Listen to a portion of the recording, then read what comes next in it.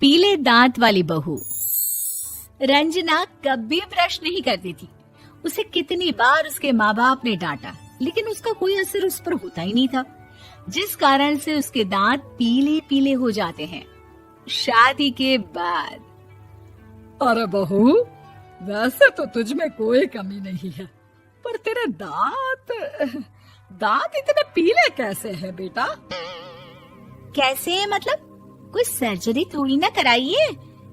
वो तो क्या नाम, मैं ब्रश नहीं करती थी तो पीले हो गए। अब क्या करूं? आप कहें तो लाल करवा लूं या फिर काले? यार ये क्या है, क्यों माँ से लड़ रही हो? लड़ रही हूँ? अरे मैं लड़ रही हूँ या ये बोल रही है कि दांत पीले हैं, पीले। अरे तपस्या थोड़ी ना की है इन्हें पीले करने के लिए। बकायदा ब्रश नहीं किया है 20 साल तक, तब जाकर। छी, कैसी बात कर रही हो? ये उस वक्त तो पीले नहीं थे जब हम लोग तुम्हें देखने आए थे। अरे तब साफ करवा लिया होगा डेंटिस्ट के पास जाकर। अब देखो कैसे पीले पीले लग रहे हैं। रंजना सास की तरफ गुस्से से देखती है। फिर शुरू हो गई पीले पीले पीले।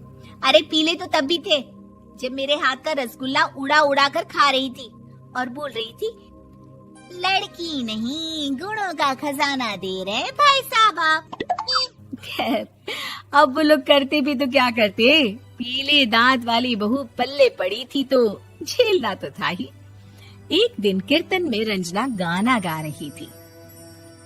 अरे कमला बहन, माँ का द्वार है, यहाँ तो सब शुद्ध होकर आते हैं, फिर अपनी बहू को ब्रश भी नहीं करवाती तुम। दूर से पीले पीले दांत भक्ति में बाधा उत्पन्न कर रहे हैं। अरे कोई 2 साल की बच्ची थोड़ी ना लेकर आई हूँ मैं बहू बनाकर। अच्छी खासी लड़की है, अरे कैसे करवाऊं ब्रश?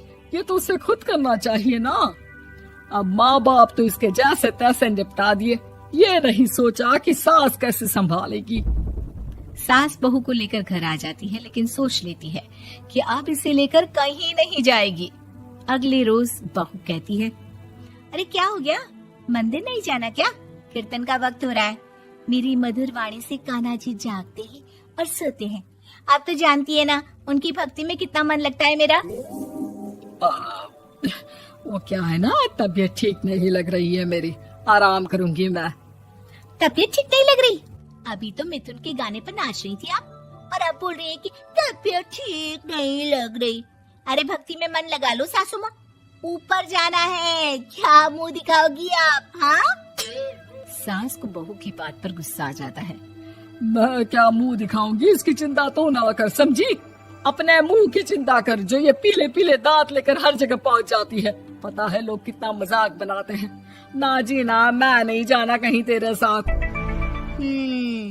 तो ये बात है, कोई ना, मत जाओ, मैं अपने कमरे में ही बैठकर भक्ति कर लूंगी। ऊपर वाला दांत थोड़ी ना देखता है, मन देखता है, भावना देखता है। और अरे बस बस, तू सब कुछ दिखा, बस ये सफेद चमकदार दांत ना दिखाना किसी को, है?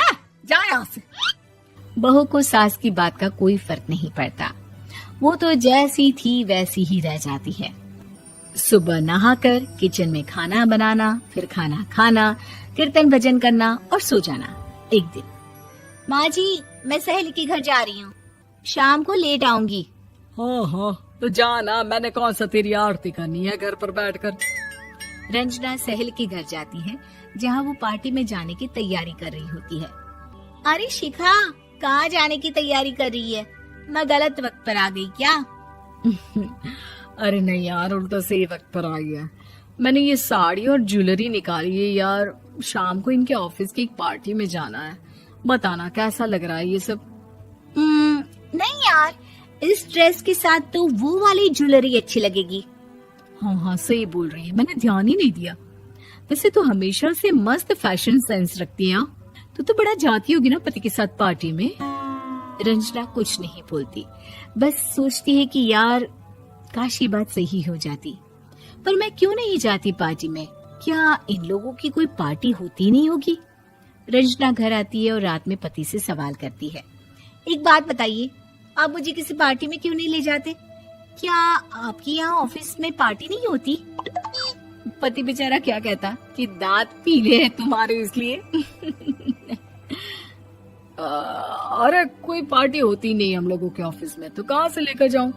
और मार्केट, मॉल, कहीं वीकेंड घूमना, कहीं तो। अरे यार, सारे हफ्ते में एक छुट्टी मिलती है, तो सोचता हूँ कि आराम ही कर लूं। क्यों? रंजना मन मार के रह जाती है। पहले कभी सास के साथ मंदिर जाया करती थी, लेकिन वो भी सास ने ले जाना बंद कर दिया। घर बैठी बैठी रंजना बोर हो जाती है। तभी उसे आइडिया आता है और वो मायके जाने का सोचती है। सासू माँ, 2 दिनों के लिए मम्मी के घर जा रही हूँ। अच्छा अच्छा ठीक है, आराम से जा। और हाँ, माँ से कुछ अच्छी आदत सीख कर आना कि कैसे शरीर के हर भाग की तरह दांतों की सफाई भी जरूरी होती है, समझी? शुरू हो गई ना आप। वो लोग आपकी तरह नहीं है कि छोटी छोटी बात का बतंगड़ बना दे। उन लोगों के लिए मैं मायने रखती हूँ, ना कि मेरे पीले पीले दांत। रंजना माँ को बिना बताए उन लोगों को सरप्राइज देती है, लेकिन जैसे ही वो दरवाजे पर पहुँचती है, अंदर देखती है कि घर वाले कहीं जा रहे होते हैं। अब माँ, काश रंजना दीदी के दांतों वाली प्रॉब्लम नहीं होती, तो वो भी हम लोगों के साथ चलती ना बुआ जी की बेटी की शादी में। हाँ बेटा, लेकिन अब उसे कौन समझाए कि उसको उसके पीले दांत नहीं दिखते, लेकिन उसके आसपास के लोगों को कितना एम्बैरेसिंग फील कराते हैं।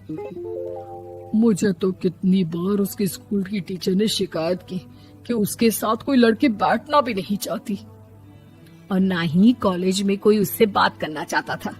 लेकिन पता नहीं क्यों उसे ये बात समझ में ही नहीं आती। कोई कमी नहीं है उस लड़की में, बस यही कि दांत पीले हैं। वो तो भला हो जीजा जी और उनकी माँ का, जो दीदी को जैसी है वैसे ही रखा हुआ है। रंजना को अपने घर वालों की बात सुनकर बहुत दुख होता है। वो सोचती है कि वो क्या करे, लेकिन फिर वो सीधा डेंटिस्ट के पास जाती है, अपने दांत चमकाती है और कसम खाती है कि वो रोज ब्रश करेगी। अरे क्या हो गया? तुम तो 2 दिनों के लिए गई थी ना, पर कोई ना, अच्छा है, चलो आ गई तो। रंजना सास के सामने आकर खड़ी हो जाती है और पूरी स्माइल करती है, उसके चमकदार दांतों को दिखाती हुई। हैं? चले मंदिर। माँ, मुझे माफ कर दीजिए, मैंने आप लोगों को बहुत एम्बैरेसिंग फील करवाया। मैं आज से रोज ब्रश करूंगी।